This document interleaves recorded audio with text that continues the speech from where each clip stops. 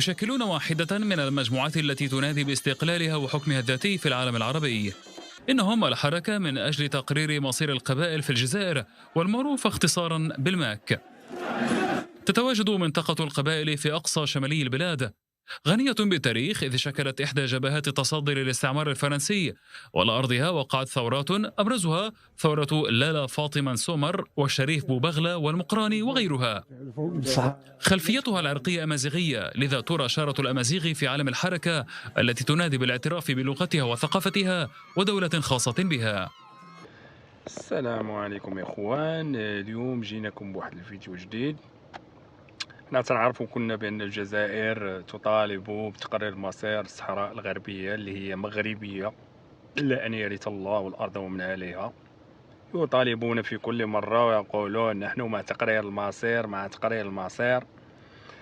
ايوا اليوم خوتي جبت لكم واحد الفيديو ديال منطقة القبائل اللي تطالب تقرير المصير ديالها حتى هي. وهنا تنشوفوا النفاق ديال هاد العسكر وعبيد العسكر الذين يتشدقون دائما بهذا المصطلح ديال تقرير المصير والأمم المتحدة. شوفوا معايا هذا الفيديو. هذا الفيديو تيلخص تاريخ القبائل والأحقية ديال القبائل في تكون عندهم دولة مستقلة ديالهم، عندهم شعبهم، عندهم أرضهم، عندهم لغتهم، عندهم تاريخهم. كان الأولى بالعسكر وعبيد العسكر تركت الكابرانات يشوفوا هاد الناس هادو ويعطيوهم حقهم. شاهدوا معايا خوتي هاد الفيديو وما تنساوناش بالاعجاب ديالكم وتشاركوا في القناة ان شاء الله باش يصلكم كل جديد. والسلام عليكم ورحمة الله. أكسل بالعباسي، مستشار الرئيس فرحات مهني في حكومة القبائل. أبدأ معك سيد أكسل. الحركة تأسست في العام 2001، لكن متى بدأ هذا الوعي الجماعي السياسي بضرورة أن تكون هناك دولة القبائل المستقلة؟ أزول أخي الكريم، أزول لضيفك.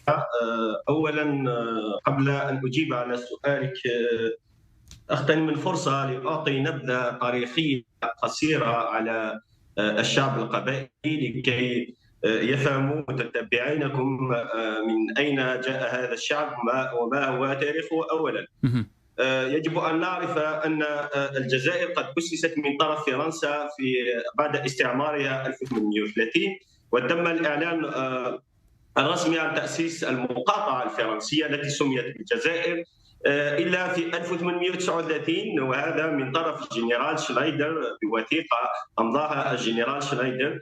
وفي تلك الفترة حتى نرى في خريطة موجودة في الأرشيف الفرنسي المطبوعة في 1846 نرى مقاطعة الجزائر الفرنسية ونرى بلاد القبائل المستقلة،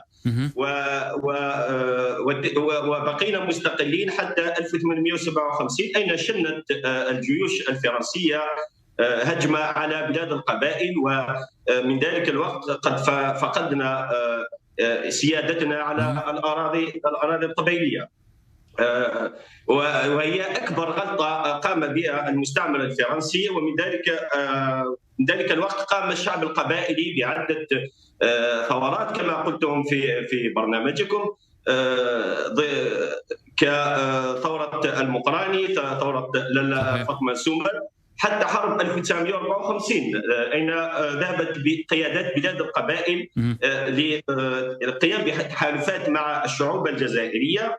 وللأسف الشديد قمنا بإخراج مستعمر فرنسي 1962، لكن دخل مستعمر جديد الذي وهو المستعمر الجزائري، وهو أكثر بطشا وعدوانا من الاستعمار الفرنسي. ربما أيضا أنت تقصد بأن استقلال الجزائر عام 62 والذي صهر القبائل ألحق ظلما بكم لأنكم كنتم تسعون لدولة خاصة بكم أو دولتكم.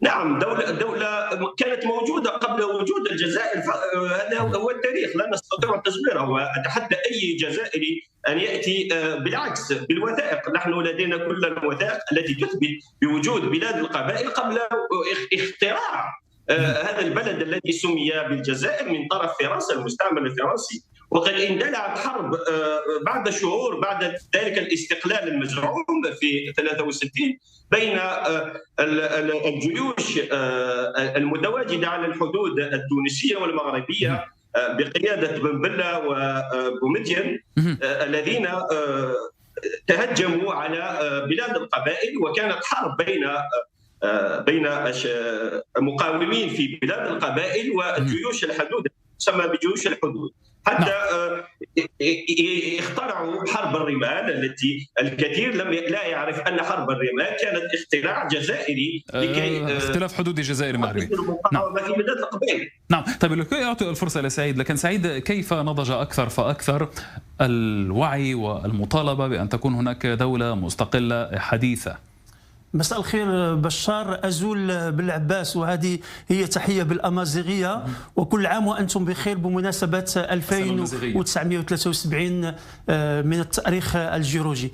أعتقد إذا أردنا أن نفهم نشوء هذا الخلاف وحركة ماك لازم نرجع إلى 1962، ومن بعد سوف نمشي تدرجا لكي نفهم المغزى من هذا الحراك. سنة 1962 الجزائر أخذت استقلالها من عند فرنسا. فرنسا قبل ما تخرج حطمت أغلبية المنشآت الاقتصادية والتجارية بما فيهم القطارات والمطارات حتى لا تكون قائمة للجزائر كشكل انتقامي، لأنها لم تكن تريد أن تخرج من الجزائر.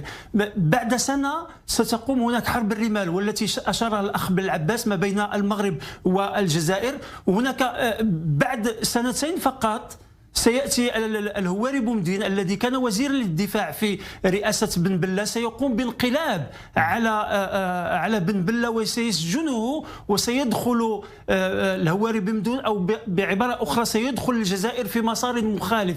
حاول أن يعطي للجزائر هوية، بحث عن الفلاحة فلم يجد الأراضي المناسبة للفلاحة لأن فرنسا زرعت كلها كروم من أجل إنتاج الخمور وتصديرها إلى فرنسا، وبالتالي الأرض غير متواجدة. ذهب للصناعة ووجد الجزائر فقيرة جدا ولا تمتلك الأدوات لذلك، فبدأ يربط علاقات مع روسيا من أجل ضمان نوع من الضخ المالي والدخول من أجل تأميم النفط والغاز والحصول على مداخل أكثر. في هذه اللحظة سيعرف المغرب في سنة 1975 سيعلن عن المسيرة الخضراء، وهي الطفرة التي ستعيق نهوض الجزائر وخروج الجزائر من شرنقته، لأنه الجزائر سوف تدخل مع المغرب في هذا الصراع وتنسى الشعب. أنا أتحدث عن الشعب العربي والأمازيغي الموجود بالجزائر. في 1900 بعد مات الهواري بومدين ستدخل الجزائر في العشرية السوداء التي كان فيها بن جديد الشاذلي بن جديد، وسوف تدخل في لامين زروال ثم عبد العزيز بوتفليقة. معنى هذا أن السلطات الجزائرية لم تنتبه إلى أن هناك شعب يريد أن يخرج من سلطة الجزائر وأن يقولوا ها أنا موجود، انتبهوا إلي. لا طرقات ولا معيشة ولا تنقل، يعيشون في ضنك من العيش بدون كهرباء بدون ماء وبدون مواصلات. كل هذه الأشياء جعلت من الحركة الماك أن تتحرك وتبرز عن كعبها في سنة 2001 وتقول أنا موجودة من أجل تقرير مصير شعب القبائل الأمازيغي وعاصمته تيوزوزو. ومن هنا تنطلق الأزمة، لأن الجزائر السلطات الجزائرية لم تعطي اهتماما إلى الجزائر، علما أن أغلبية الجنود الجزائريين المجندين في الجزائر في هذه الفترة كانوا أمازيغ، صحيح، لكنهم لم تعطى لهم الأهمية. تحدث عن أمازيغ. سيد أكسل، ما أريد أن أفهمه ما هي نسبة الناس الداعمين لهذه القضية، وهل هي منفصلة أم منعزلة عن قضية الأمازيغ ككل؟ نعلم بالنهاية الأمازيغ مجموعة كبيرة في كل المغرب العربي، أم أن قضية القبائل تشكل حالة متشددة بعض الشيء في قضية الأمازيغ ككل؟ أولا يجب أن نعرف أن قضية القبائل ليس قضية أمازيغية. لسنا هنا للتكلم باسم الأمازيغ، لأن الأمازيغ موجودون من واحات سوى بمصر حتى جزر الكناري مستعمرات إسبانية. فنحن كشعب قبائلي لسنا هنا للتكلم على كل الشعوب الموجودة. يعني هي صدفت أنكم أمازيغ، لكن الموضوع ليس عن الأمازيغ وإنما عن القبائل بحد ذاتها. نعم. نحن شعب ولدينا كل المكونات لنكون شعب، ولدينا تاريخ وثقافة وعادات مختلفة عن الشعوب الأخرى، حتى الشعوب الأخرى الأمازيغية، لأننا نكون واقعيين. لما أتكلم كان لي الشرف أن ذهبت إلى ليبيا، ذهبت إلى أكثر من مرة إلى المغرب، إلى تونس، فالتقيت الكثير من الأمازيغ، ولما نتكلم كنا نجد أنفسنا نتكلم باللغة العربية، لأن نسبة التفاهم في بعض الأحيان لا تتجاوز 30%.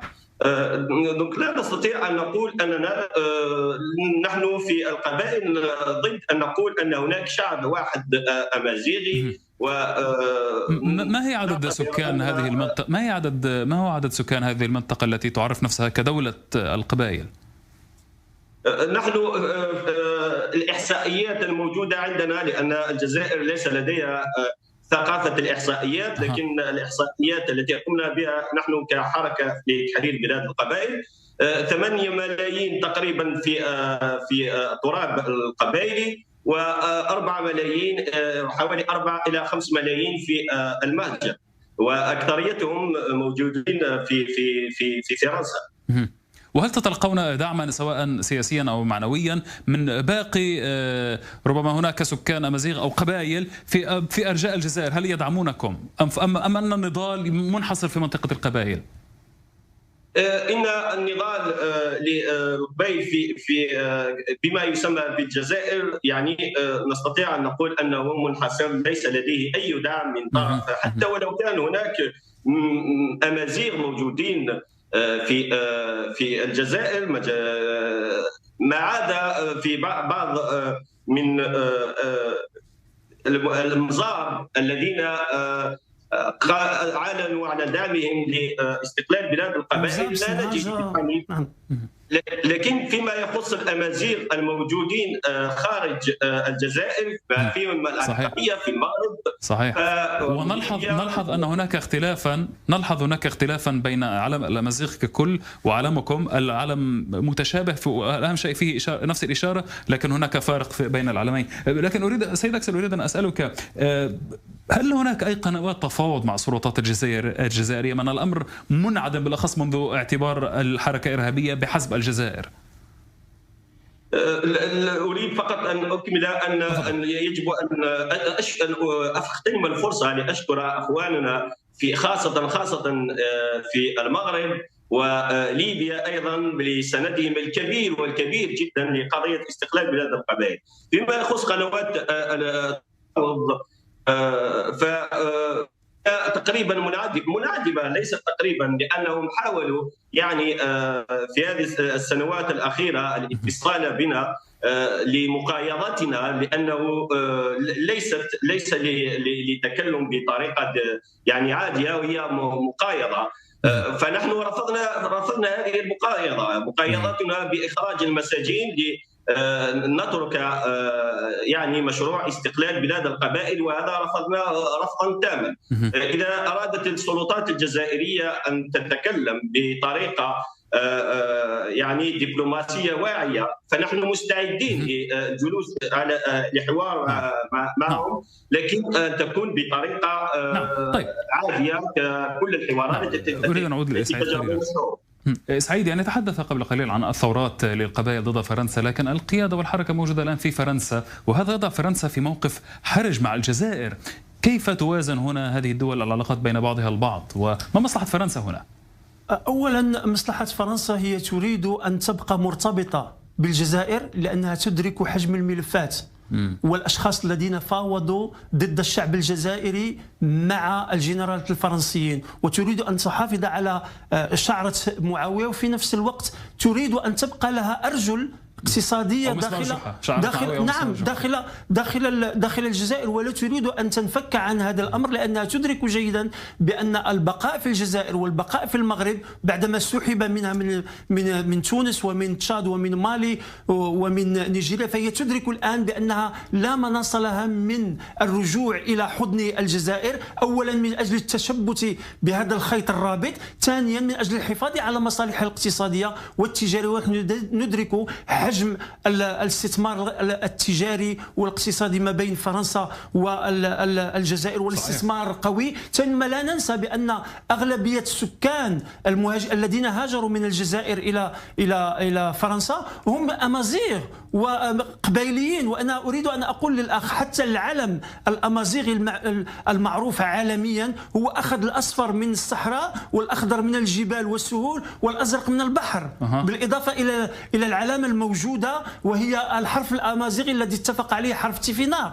وأنا أقول للأخ سواء كنت أمازيغي، كنت قبائلي، كنت ريفي، كنت شلحي، كنت سوسي، كنت حساني، الهدف يندرج تحت لواء الأمازيغ. والقبائليين في الجزائر يحاولون أن يثبتوا ذاتهم ويقولون كفى من هذا التسلط من طرف فرنسا ومن طرف الجزائر، ولا تستعملون مطية لكي نبقى مغمورين في الجزائر. تفاصيل كثيرة، لكن للأسف الوقت جدا ضيق، ونعلم بأن المغرب أيضا يلوح بها ردا على دعم الجزائر للبوليساريو. عمر لكن سؤالي الأخير لك سيد أكسل، أيضا مهني زار إسرائيل، وأنا رأيت بعض الصور من القبائل في الجزائر يرفعون علم إسرائيل. ما طبيعة العلاقة بإسرائيل بعجالة لو سمحت؟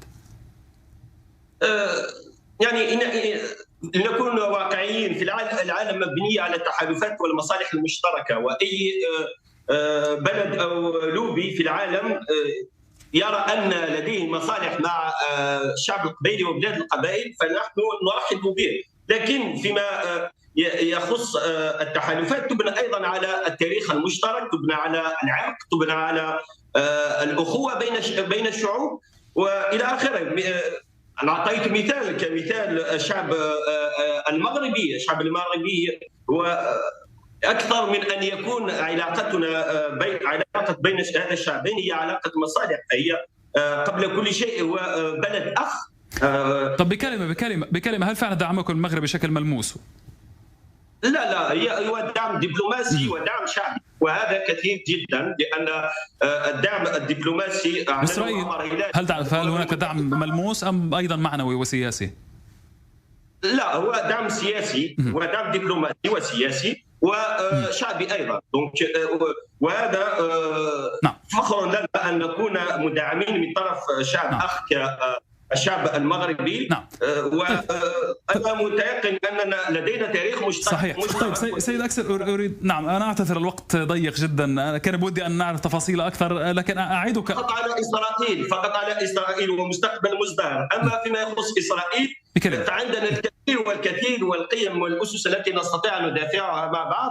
وأيضا لا ننسى أن إسرائيل هناك الآلاف من القبيليين الذي تدينوا بالديانة الإسرائيلية اليهودية وهم موجودين في إسرائيل اليوم.